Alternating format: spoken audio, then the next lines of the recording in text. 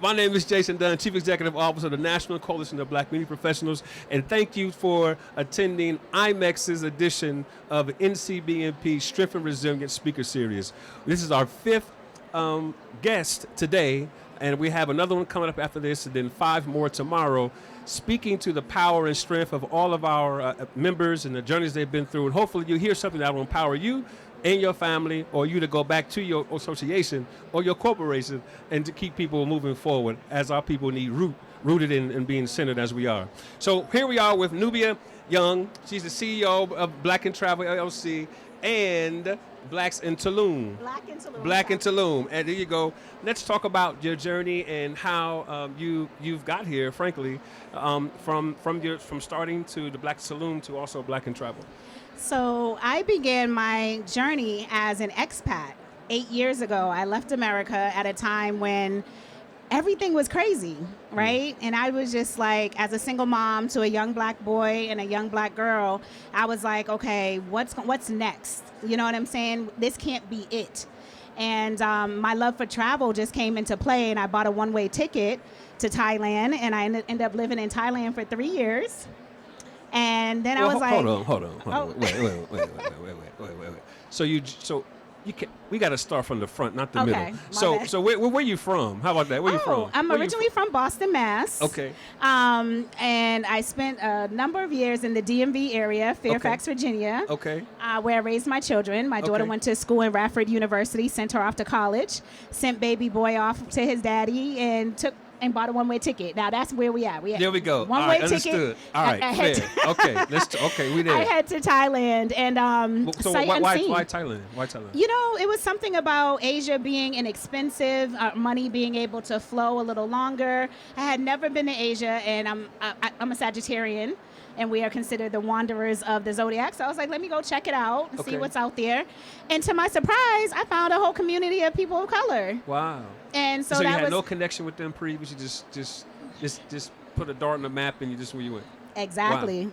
Exactly. And I found this whole community of people of color, and that prompted me to be able to share my story and chronicle my journey and chronicle theirs. So I created a podcast called Chronicles Abroad. And I did the podcast for about 4 years, chronicling the journeys of women and men of color globally. And that was the start of my journey. And then left Thailand after 3 years and landed in Colombia, actually. Did not like Colombia. Not Columbia, South Carolina. Not Colombia. No, the country. Understood. And I thought I would love it, but I didn't. And so I landed in Mexico. And I've been in Mexico for 5 years and created my brand, Black in Tulum, in Mexico. And here I am now with the expansion, Black in Travel, and heading to Cape Town, South Africa. So. Wow. So speak to, so you you went to Thailand. You found a group of black people. Mm-hmm. You connected with them. Yep. And then speak to that experience about kind of making yourself vulnerable to meet new people and, how did that work? What's that process like? I think I consider myself a quintessential connector. I've always been that person that's going to say hi, smile, give you a hello. I'm just that girl, right? So I've always been an uber extrovert. So that wasn't hard at all. The hardest part was, where have you guys been and why haven't I heard about you? You know what I mean? So it was like getting people to share their stories, because it's the stories that make other people feel like they can resonate and that it's something that they can do themselves. Yeah. And this is back in 2017, before it became a big thing. Now you have this exodus of Black Americans traveling and living abroad. But back in 2017, it wasn't even a thought for many people. Wow. And so why Colombia? What was the fascination with Colombia? Just because you just thought about it? Colombia was the place I didn't like. I know, but you went there. So why though? Because after being in Asia for 3 years, I wanted to be around more people of color, more Afro, connection. Because you don't find that in Asia, even though in Asia, they love Black people. Like, they love our music, they love our hair, our clothing, you know what I'm saying? There's a lot of, I don't want to call it appropriation, because of the simple fact that they have a general love and respect for our music and our culture, you know?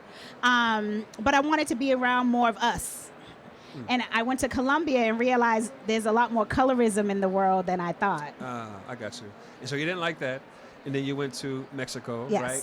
And then Tulum specifically, and what was the fascination with Tulum, and then how did you engage with Tulum? You know, there's a journey in Mexico. I landed actually in Mexico City. Okay. Fell in love with Mexico City. If anybody has ever been or haven't been to Mexico City, it is larger than New York City. So you'll be surprised. There's, you know, a number of millions of people in Mexico City. And I was like, this is what's up. The museums, the parks. I actually shed a tear for the first time. I remember my first weekend in Mexico City. It was a Sunday. And on, you know, every Sunday in Mexico City, the city kind of shuts down for families. And I'm talking about they're having picnics, they're generations at the table, and there's no phones. People are laughing with their grandparents, their tias, their, you know, uncles, all that. And I was just like, we don't do this in America at all. You know what I'm saying? Generations at a table, at a restaurant, just enjoying your family's time and company. And I just fell in love with Mexico City until it got cold.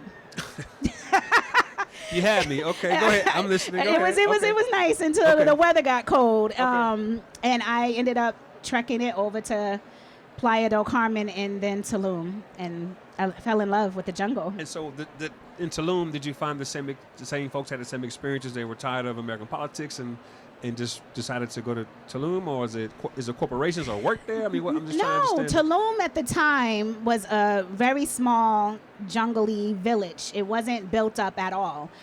Most of the people of color lived in Cancun and or Playa del Carmen. And that was great. But for me, it was very touristy, already kind of populated, and I just wanted quiet. I was at this place in my life. I'm over 40. I wanted to just relax, and Tulum was the place. So when I went to Tulum, I would find little speckles of people. If I seen you, I'd be like, yo, what's up, brother? What's up, sister? And then I finally was like, you know, let me host a brunch where we can all get together and connect. Because one thing I love to do is connect over food. So I put together a brunch. That one brunch gathered 25 people. And from that one brunch, I built a multi-million-dollar company. And I've been hosting events 6 days a week, 52 weeks a year for 4 years. Wow. So speak to that. So speak to the company. What's its objective? How many members, and how do you engage with people who are not members? Well, Black in Tulum began as a online community that became offline. So with the brunches, it was maybe like 25 of us, like a small community. And then I opened up a group on Facebook and was like, let's share our experiences, right? Because I started my business at the brink of 2020. So it was like June, July 2020. World was shut down, but Mexico was the only place you could travel to, but nobody really knew that. You know, and America depicts Mexico really negatively in the media. And here I am, this black woman, like, nah, come. You know, the airport borders are open. You can't drive over the border, but you could fly over. Next thing you know, it was 25, 50, 75, 150, 250. I'm talking about weekly. Coming from Atlanta, New York, Houston. I mean, it was big. And people were just in love with the fact that they could come and see other people that look like them and hear their music, and also be at a beach and, you know, all of the things. It just turned, and everything that they said they wanted, I gave it to them. So then they were like, yo, what's up with, you know, Afrobeats was just coming out. They were like, what's up with Afrobeats? I started having Afrobeat parties. Next thing you know, I have a huge community of people from the UK. And now Africa and different places coming to Mexico to party with us, you know? And so is it experiences you create, or is it a relationship? What do you think folks are coming to what are they seeking when they come to Tulum? I think it is a little bit of everything, because when I listen to my audience, they feel seen. They feel represented. They feel like they got the information they need to navigate. You know what I'm saying? So they know that when they touch down, they can contact our company. We can get you set up with transportation. We can get you set up to accommodations where to stay. With the events, we get you set up with places to eat, or private chefs to come to your villa, or any of the sort. And on top of that, we have WhatsApp group chats for monthly. So you can join the group. You can join the group on Facebook. Any questions? They just feel like they have the information, and they have family there before they even get there. Yeah. So what's that journey? So you jumped, went to Thailand. You jumped and went to Colombia. You jumped and went to Mexico City. Then you jumped again to Tulum. Then you started your own business. So speak to that. What was that journey like? What were pitfalls that you experienced, and what would you tell your younger self? Oh man. At this point in life, I don't question anything. I feel like our journeys and our paths are written, and we either take the right or we take the left. And I feel as though my journey has been nothing but authentically what it is. It was my journey. You know what I'm saying? There was no business plan. There was no, I need to do this. When I started, I was doing this for free. It wasn't until somebody that was at one of my events was like, sis, you don't sell tickets? I was like, why? If I sold tickets, would you buy one? He said, hell yeah. So I started off with a $10 ticket, noticed that nobody flinched. Then I was like, okay, I started doing a $20 ticket. Then people were like, yo, do you do yachts? I was like, if I do yachts, $200. They were like, bet. And then I was selling out of yachts. I was like, dang, like, y'all are serious. But what made them feel good about doing it is that they knew they were well taken care of. And I don't do anything that doesn't, stand for excellence. So are you expanding, or are you scaling your company? Absolutely. Or are you like, okay, all right. So you're going to South Africa? Is that what I it is? am. And so talk about that discussion. I'm so excited. Yeah. You see it? Yeah. I am so excited. I love Africa. Y'all been to Africa? Yes, Anybody? Indeed. Yes, indeed. It's so beautiful. Yes, South Africa is amazing. Yes. So talk about that. So how are you? What's your?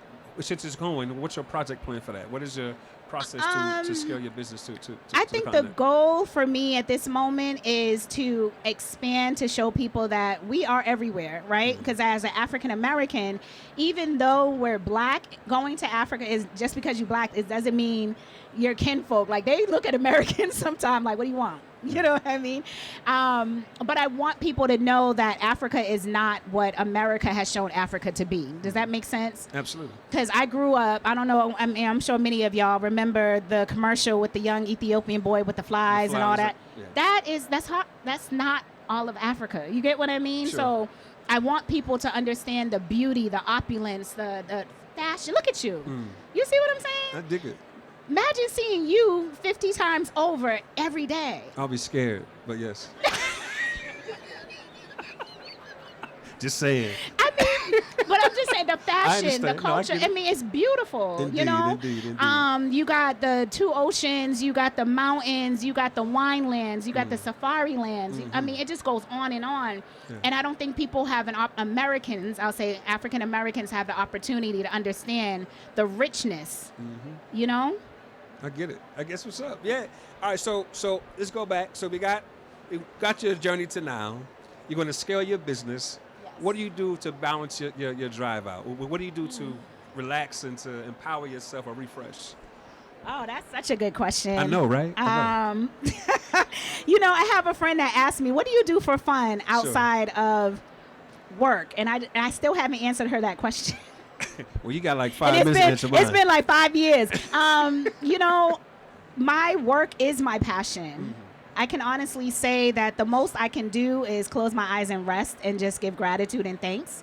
But it never stops, because I always see opportunity in meeting new people. I always see, I do consulting as well. So my work never stops. At some point, I had to create boundaries. And I think that's where I'm at now, is like, there's a boundary. Like, no, Nubia, you can't work today. Like, put the computer down, put the phone on silent, do not disturb, turn it over. You know what I mean? I got to literally have self-talks to be like, you got to rest, because I don't know what that looks like half the time. So you, single mother, you jump 4 different places, well, you're going to 4 now within the continent. You start a successful business, you're still consulting. You have found something that aligns with your passion. I mean, talk to that journey what is, that seems like a lot. I know it's a lot. It is a lot. So at what point did you make a decision to not break down but move forward? And hold on, I ain't done yet. I got a 2-parter. Okay. And then what was your vulnerable moment where you just kind of sat down and just like, I don't know if I want to do this again? I ain't gonna lie. I tried to quit 50 million times, and people are like, you can't. Yeah. You can't. There are times when I have a breakdown moment, you know what I'm saying? And I'm just like, I don't want to do this anymore. But then I realize that, with everything that we do, there's challenges, right? And I'm only human, and I'll be all right. You know what I mean? Let me just cry about it, and I'll be okay. I have a good, solid team of people that I will call on, and they'll pat me on the back and say, I got you, sis, give me a hug, wipe your tears, and I keep it going. But for the most part, I'll say that my next journey is into wellness. And it's a purpose for that, because I did have breaking moments, and my journey has been just that. Like I said, my journey, my story, and being able to share that journey, being able to share that story has been instrumental in the growth of my business. So I will continue to share that journey on my wellness part as well, you know, mental health, physical health, all of that. So I'm excited about it. Am I allowed to turn my phone back over? I just want to You watch. can. I'm watching the time. I see you. I just want to make sure. Okay. Just want to make sure, but we here though. We here.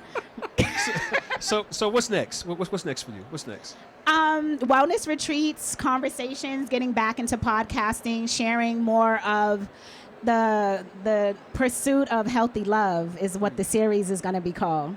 That sounds sexy. What you mean? What's the talk about that? What you mean? The pursuit of healthy love is all of the things that just encompasses that. Okay. Some of that is self-love. Some of that is maternal love, you know, paternal love, love of relationships, and what that looks like as a woman of color or a person of color, right?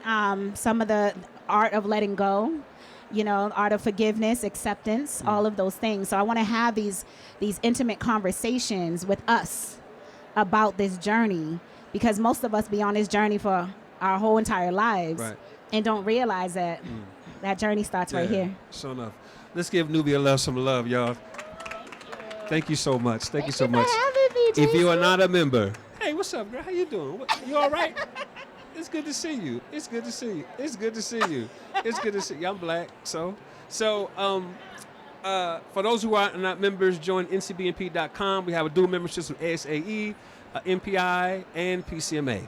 So it's one check, 3 organizations, or one check for 2, or one check for 3. I got you. Whatever you want, we do. We got you. One And or can I 2. do a quick plug? You can find me at I was gonna do that. blackandtravel.com. Can I do? This is my Okay, show. my bad. This is my show. This is my show. All right, this is my show. All right. So before we end, I want you all to follow and support Nubia as well on all of our endeavors. Can you give your LinkedIn and everything, please, right now? You can find me on Shit. LinkedIn at Nubia Young, Man, Nubia. You gonna take my show out? Listen, you got. You I got love 2 doing minutes. this kind of Hurry up. You stuff. got 2 Okay, I'm minutes. sorry. And online at blackandtravel.com. All right, that's IN, not and. Blackandtravel.com. Thank you so much, guys. We got another interview with Dan Williams at 3:45. Hope you come back again. NCBMP.com. Our conference is November 13th through the 16th in Birmingham, Alabama, at the Sheraton Marriott Hotel. NCBMP.com. NCBMP.com. The register or become a member. And if you ain't down with us, then we ain't down with you. That's how we roll.